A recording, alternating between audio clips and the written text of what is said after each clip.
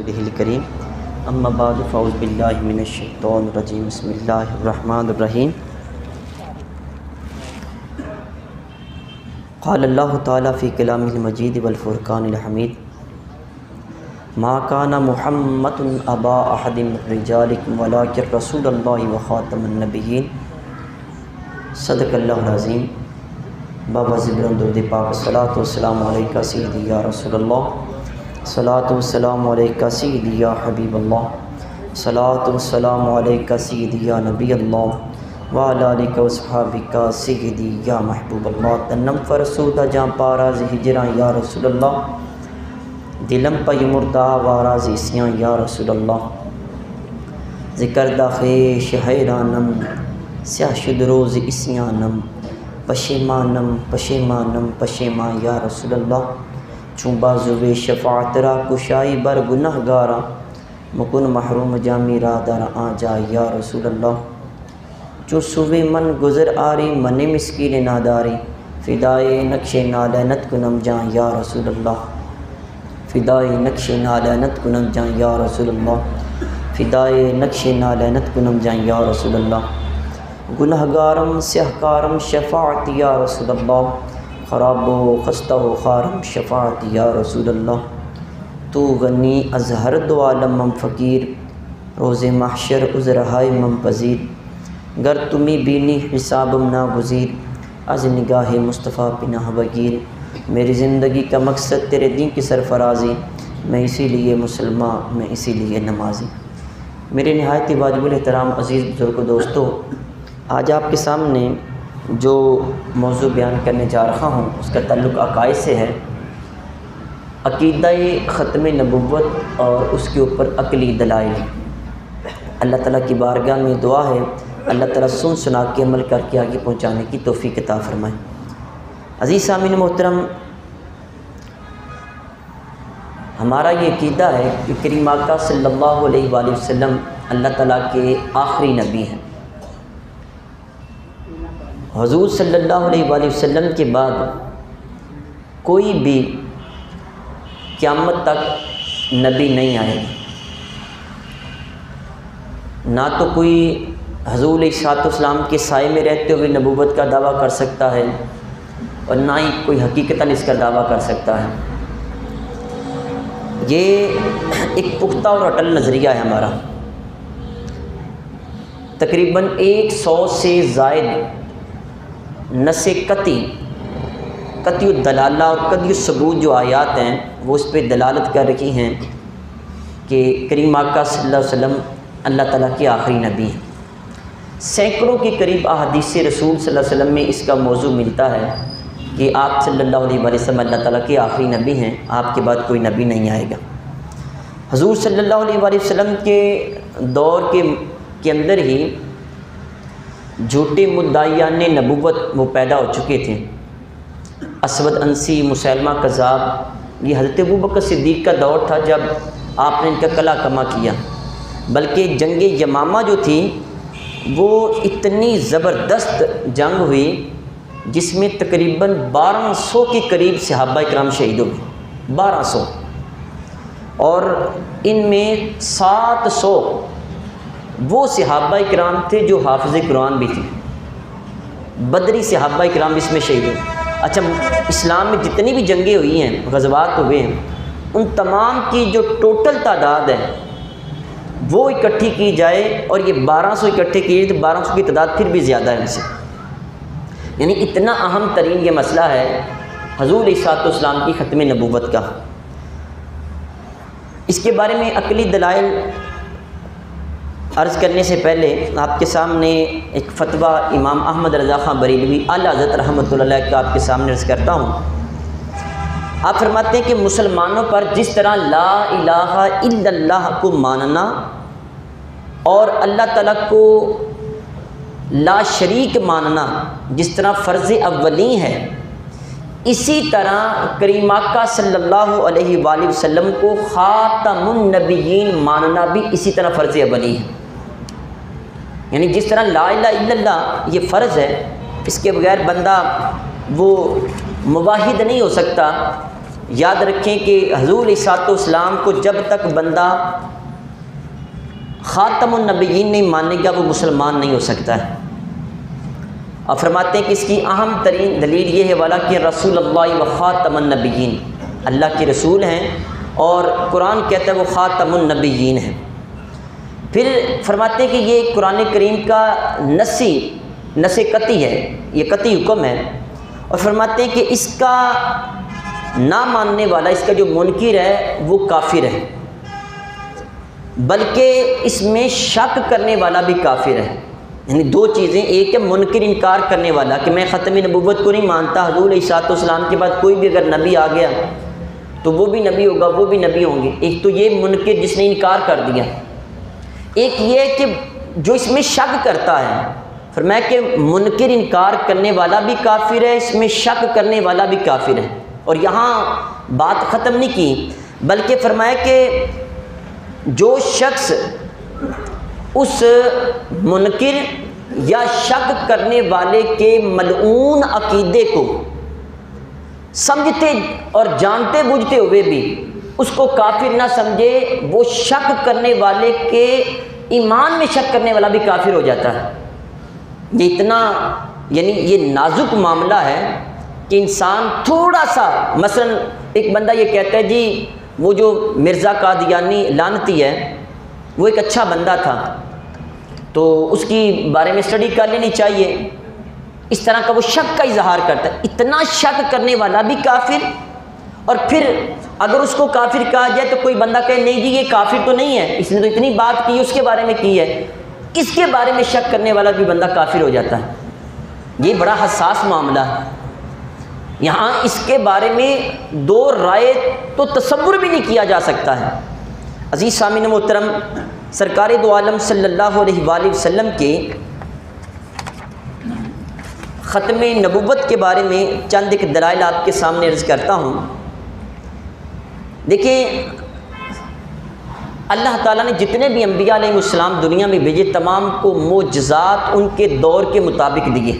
جیسا دور تھا جیسا دیش ویسا بیس، جیسا دور تھا ویسے ان کو معجزات عطا کیے۔ مثلا حضرت عیسیٰ علیہ السلام کا جو دور تھا اس میں جو طب اور حکمت ہے وہ بڑے عروج کے اوپر تھی، یعنی یہ جو ڈاکٹری والا جو پیشہ ہے یہ بڑا عروج کے اوپر تھا، بڑے بڑے حکماء اور طباء اس دور میں موجود تھے، اور وہ اشوب چشم جن کو ہوتا، آنکھیں خراب ہوتی ان کو بھی وہ صحیح کر دیتے، بڑی بڑی بیماریاں جو لا علاج سمجھی جاتی تھی پہلے، حضرت عیسیٰ علیہ السلام کے دور میں ایسے ایسے حکیم تھے، ایسے ایسے انہوں نے نسخے ایجاد کیے ہوئے تھے کہ وہ دوائی لیتے اور اللہ تعالیٰ شفا عطا کر دیتا۔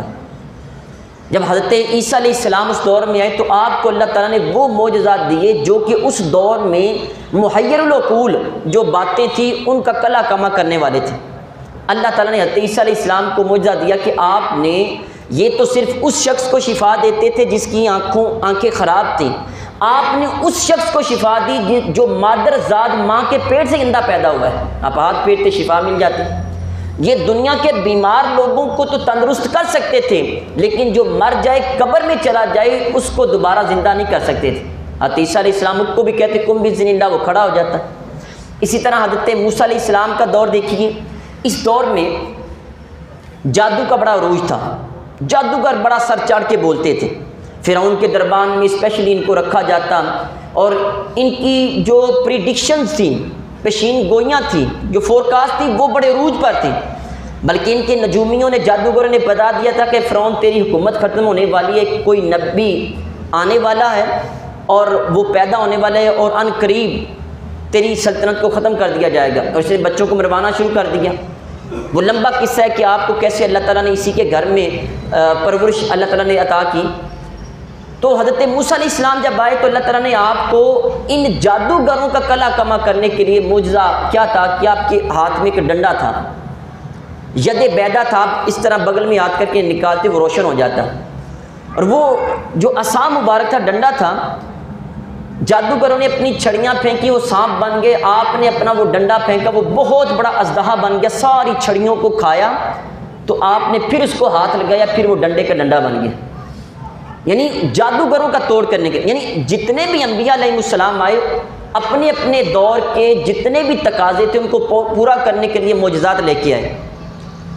تو کریم آقا صلی اللہ علیہ وآلہ وسلم چونکہ قیامت تک آپ کے بعد کوئی نبی نہیں آنا تھا، اس لیے آپ کو وہ معجزہ دیے گئے جو کہ قیامت تک کے ہر دور کے لحاظ سے کوئی بھی معجزہ ہوگا، یعنی کوئی بھی کسی قسم کا محیر الواقعہ ہوگا، اس کا توڑ کرنے کے لیے حضور علیہ السلام کے معجزات کافی ہیں۔ آپ دیکھ لیں کہ آج علمی دورہ ہے، ہم 4G سے 5G تک پہنچ چکے ہیں، لیکن سرکار دو عالم صلی اللہ علیہ وسلم کے جو معجزات میں سب سے بڑا معجزہ قرآن پاک دیکھ لیں، اس میں پہلی دنیا کے سارے واقعات، آنے والی دنیا کے واقعات، اور خود یہ کتاب بھی محفوظ ہے۔ علم کا دورہ ہے، بتائیں جتنی پڑھی جانے والی دنیا میں کتاب قرآن پاک کے کوئی اور ہو سکتی ہے؟ 5-6 سال کا بچہ بھی اتنی موٹی کتاب کو اپنے سینے میں چھپائے ہوئے ہیں، زیر زبر کی بھی غلطی نہیں ہے۔ پھر آج کے دور میں دنیا آسمانوں سے باتیں کر رکھی ہے، چاند پہ پہنچ چکی ہے، تو کریم آقا صلی اللہ علیہ وسلم کا معجزہ معراج اٹھا کے دیکھ لیں، یہ تو چاند تک ابھی پہنچ کے وہ بڑی اپنی طرف سے باتیں کر رکھے ہیں۔ میرے کریم آقا علیہ السلام تو 7 آسمانوں سے بھی اوپر گئے تھے۔ آپ اس دور کا جو بھی یہ واقعہ اٹھائیں، جو بھی ایسا عقل کو دنگ کرنے والا اٹھائیں، اس کے اکارڈنگلی، اس کے مطابق کوئی نہ کوئی کریم آقا علیہ السلام کا معجزہ ہمارے سامنے موجود ہوگا۔ یہ آسمانوں تک پہنچنے کی باتیں کریں، کریم آقا علیہ السلام نے پنگھوڑے میں چاند کو کھلونا بنا کے کھلایا تھا آپ نے۔ یہ آسمانوں کی باتیں کرتے ہیں، حضور علیہ السلام نے سورج کو الٹے پاؤں پلٹایا تھا۔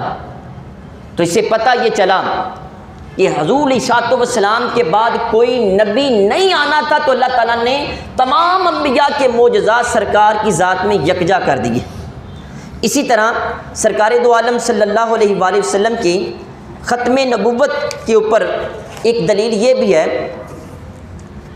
کہ اللہ تعالیٰ قرآن پاک میں فرماتا ہے کہ ہم نے اس دین کو مکمل کر دیا۔ الیوم اکملت لکم دینکم وردیت واتممت علیکم نعمتی وردیت لکم الاسلام دینا، کہ ہم نے یہ دین کو تمہارے لیے مکمل کر دیا اور اپنی نعمت کو بھی، اس کی بھی تکمیل فرما دی۔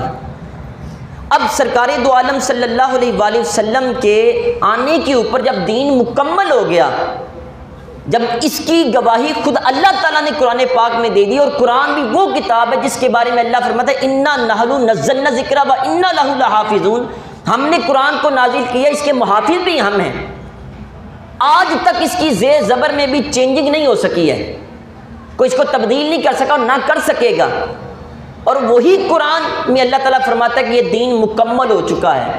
جب اس کی تکمیل ہو جائے، پھر کسی قسم کا ذلی بروزی یا کسی قسم کا ایسا لعنتی بندہ آ کے کہے جی میں نبی ہوں، تو اس کی بات وہ کبھی بھی نہیں مانی جائے گی اور نہ ہی سنی جائے گی۔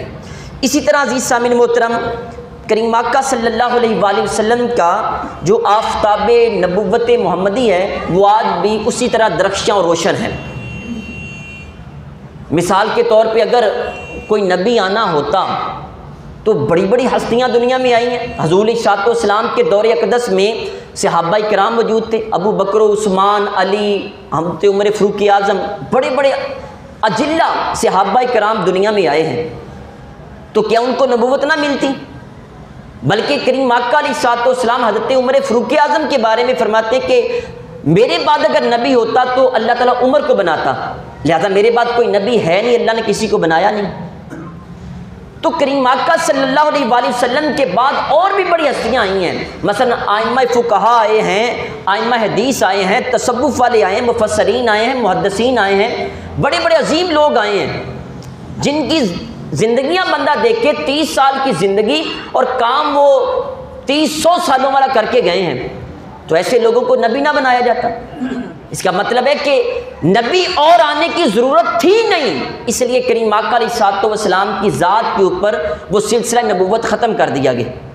اچھا، اب یہاں پہ یہ دلیل دے دی جائے گی یہ امت جو گمراہ تھی، تو اس حوالے سے فلاں ایک لعنتی نے نبوت کا اعلان کر دیا۔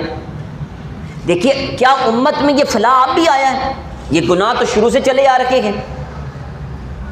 کیا اس کا مطلب ہے کہ آج پہلے دور میں گناہ کم تھے، آج سے 100 سال پہلے، اب گناہ اور زیادہ ہو گئے، آنے والے وقت میں اور زیادہ ہو جائیں، تو کیا ہر 100 سال کے بعد کوئی نبی آئے گا؟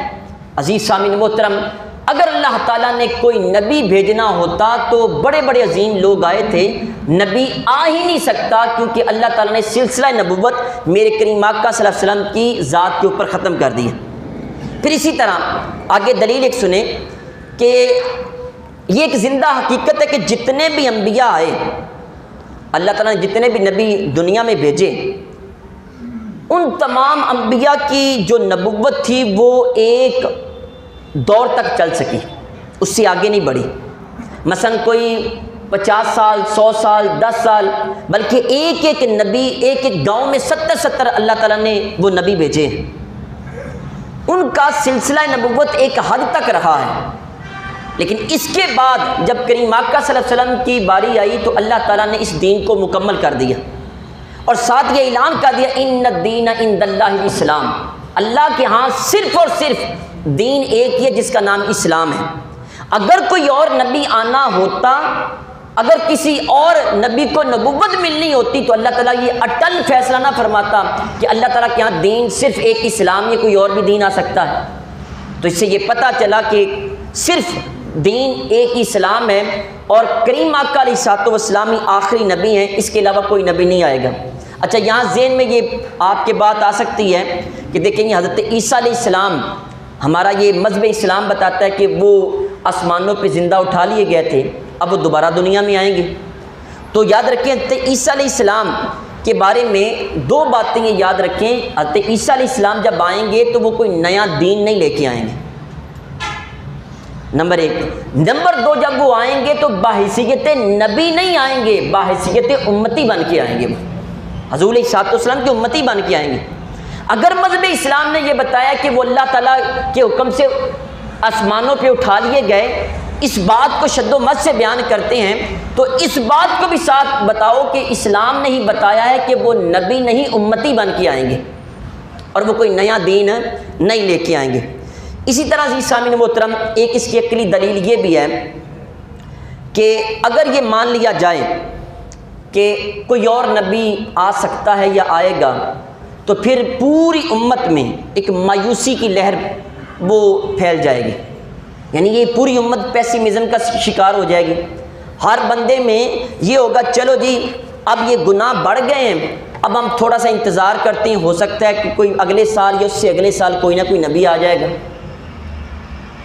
یعنی دل جمی کے ساتھ یہ جو عبادتیں ہو رہی ہیں، ریاضتیں ہو رہی ہیں، یہ جو دین کا کام ہو رہا ہے، یہ تو سارا مایوسی میں تبدیل ہو جائے گا۔ ہر بندہ کہے گا چلو جی ہم بیٹھتے ہیں، اللہ کا نبی آئے گا، وہ آ کے ان کو معجزات دکھائے گا، اور یہ نہیں مانیں گے پھر اللہ کا عذاب آ جائے گا۔ تو اس طرح یہ جتنی دل جمی کے ساتھ مسلمانوں نے یہ جنگیں کی، یہ جو جذبہ جہاد ہے مسلمانوں میں، یہ ختم ہو جانا تھا۔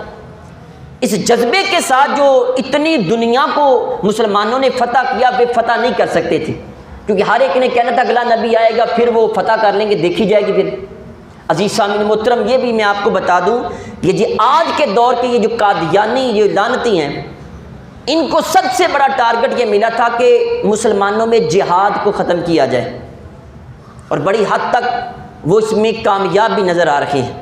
آپ نے دیکھا ہوگا ہماری جو درسیات کی کتاب ہے، ہماری اسکول و کالجز کی کتاب ہے، ان میں سے جہاد کی آیتوں کو چن چن کے نکال دیا گیا۔ آج ایک نعرہ لگاتا ہے امن کی بھاشا، اسلام امن کا درس دیتا ہے، کسی کو کچھ نہ کہیں، آپ جو کچھ کرتا ہے وہ اپنے تئیں کرتا ہے، آپ کو کچھ کہنے کی ضرورت نہیں ہے۔ جبکہ میرے کریم آقا صلی اللہ علیہ وسلم اسلام کا یہ مزاج نہیں ہے۔ اسلام یہ کہتا ہے کہ اگر آپ برائی کو دیکھیں تو اپنے ہاتھ سے اس کو روکیں۔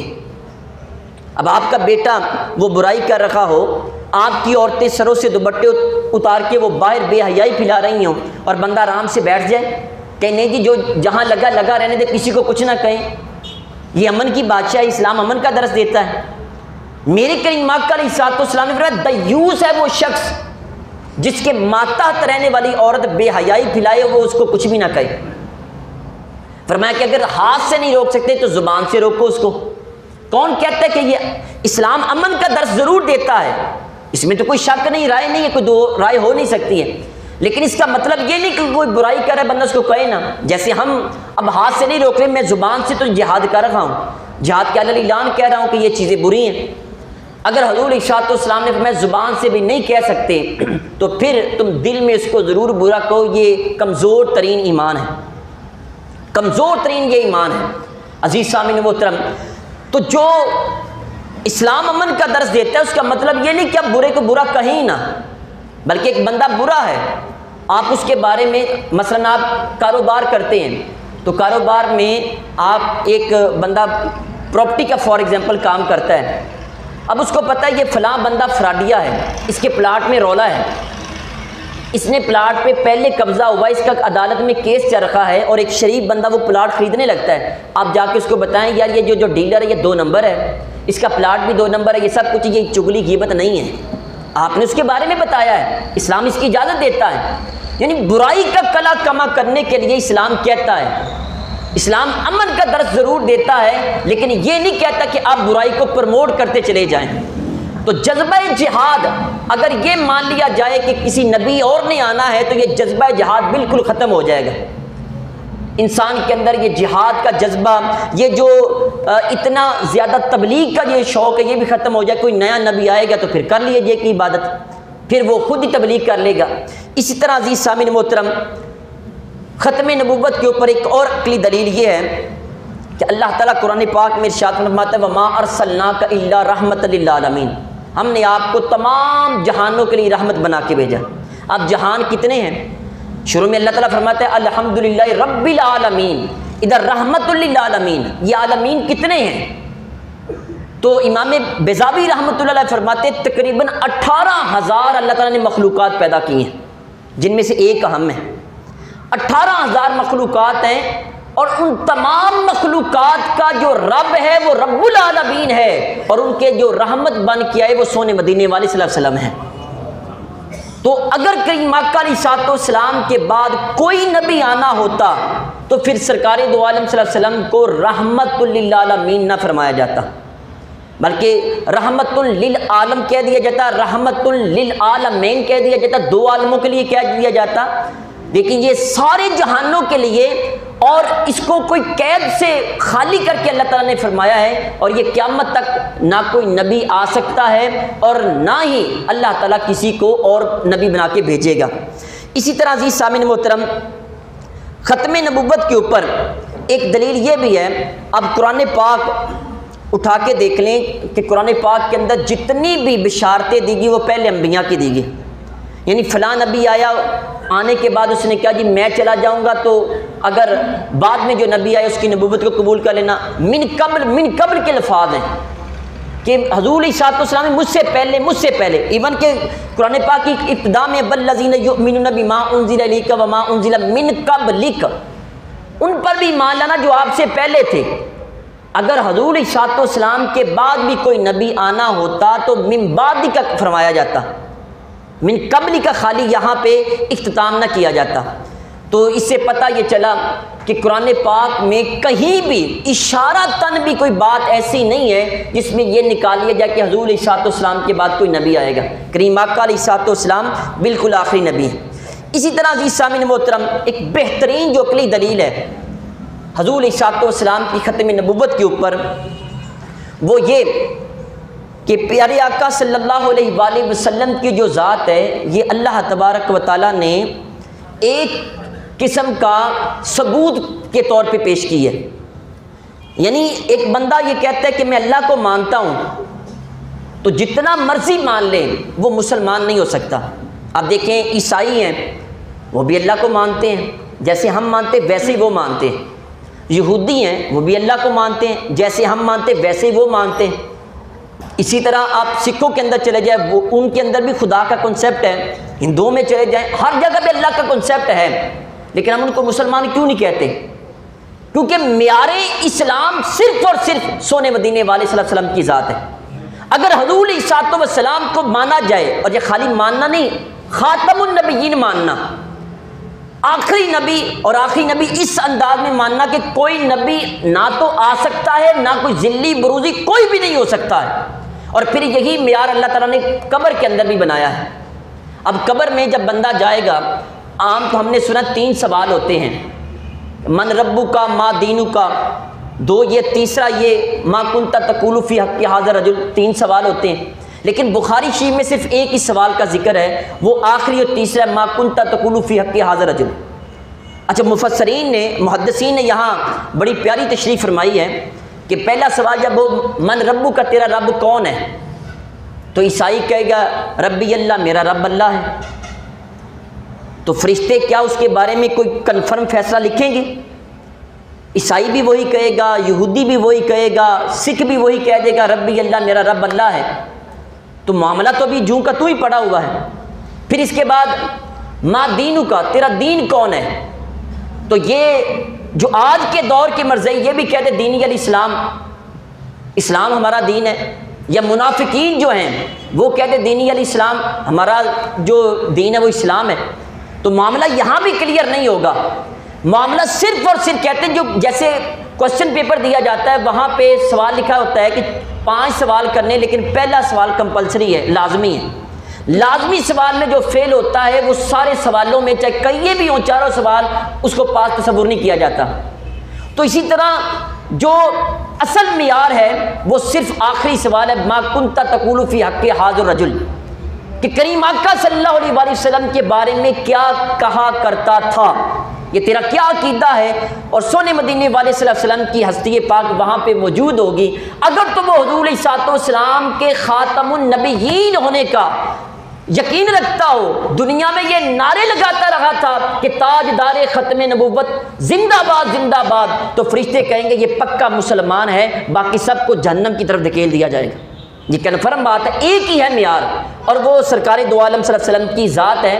حضور علیہ السلام کے اگر کوئی مانتا ہے تو مسلمان ہے، اگر نہیں مانتا تو وہ کبھی بھی مسلمان نہیں ہو سکتا۔ پھر اسی طرح عزیز سامعین محترم، جو نبی آئے گا، عقل یہ بھی کہتی ہے کہ 3 معیار ہوتے ہیں نبوت کے لیے، یا تو وہ جو نبی نیا آئے گا وہ حضور علیہ السلام سے بڑھ کے ہوگا، یا حضور علیہ السلام کے برابر ہوگا، یا کریم آقا علیہ السلام سے کمتر ہوگا۔ 3 چیزوں میں سے ایک تو ہوگی نا۔ اگر حضور علیہ السلام سے بڑھ کے ہے تو بتائیں مجھے وہ کس معراج کے اوپر اللہ تعالیٰ نے اس کو بلایا تھا، اگر ہے تو بتائیں نا کیسے اس نے درختوں کو چلا کے اپنے پاس لے کے آیا ہے، اگر ہے تو بتائیں اس کے اوپر کون سی دوسری کتاب نازل ہوئی ہے، اگر ہے تو بتائیں نا کون سی کنکریوں نے اس کے ہاتھ میں کلمہ پڑھا ہے، اگر ہے تو بتائیں نا کون سے جانوروں نے اس کے ساتھ آ کے گفتگو کی ہے۔ ہم سے بڑھ کے ہے تو سامنے تو آئے نا، تو یہ کنفرم ہے کہ حضور علیہ السلام سے بڑھ کے کوئی نہیں ہے، اور اگر کہیں کہ ان کے برابر ہے تو پھر بھی لے کے آئیں کوئی، تو اگر ان سے کم ہے تو کم تر کو عقل تسلیم ہی نہیں کرتی کہ کم تر کو بندہ ایک اعلیٰ کو چھوڑ کے ادنا کی طرف آ کے اس کو اپنا نبی مان لے۔ عزیز سامعین محترم، سرکار دو عالم صلی اللہ علیہ وآلہ وسلم ہی ماننا پڑے گا، وہ اللہ تعالیٰ کے آخری نبی ہیں، حضور علیہ السلام کے بعد کوئی نہیں آئے گا۔ پھر قرآن پاک کا مزاج دیکھ لیں، 20 آیات ہیں، وَلَوْ أَنَّهُمْ إِذْ ظَلَمُوا أَنفُسَهُمْ جَاءُوكَ، اللہ تعالیٰ محبوب کے در پہ بھیج رہا ہے، قُلْ إِن كُنتُمْ تُحِبُّونَ اللَّهَ فَاتَّبِعُونِي يُحْبِبْكُمُ اللَّهُ، محبوب کی پیروی کا حکم دے رکھا ہے۔ اس طرح مَن يُطِیعِ الرَّسُولَ فَقَدْ أَطَاعَ اللَّهَ، اطاعت مصطفیٰ کا حکم دے رکھا ہے۔ اسی طرح اللہ تعالیٰ قرآن پاک میں جا بجا حضور علیہ السلام کے در پہ آنے کے لیے لوگوں کو کہہ رکھا ہے۔ اگر حضور علیہ السلام کے بعد کسی اور نبی نے آنا ہوتا تو اللہ تعالیٰ کبھی بھی قیامت تک لیے اٹل فیصلہ نہ فرماتا کہ تم محبوب کے در پہ جاؤ۔ اگر اور کسی نے آنا ہوتا تو اللہ تعالیٰ یہ فرماتا کہ ان کے علاوہ بھی کسی نے آنا ہے۔ تو اس سے پتہ چلا حضور علیہ السلام کے بعد اللہ تعالیٰ نے کسی نبی کو نہ تو بھیجنا ہے اور نہ ہی کوئی آئے گا۔ حضور علیہ السلام اللہ تعالیٰ کے آخری نبی ہیں۔ اللہ تعالیٰ اس عقیدہ ختم نبوت کے اوپر تہ دل سے، سچے دل سے ایمان لانے کی توفیق عطا فرمائے۔ وما علیہ الا البلاغ۔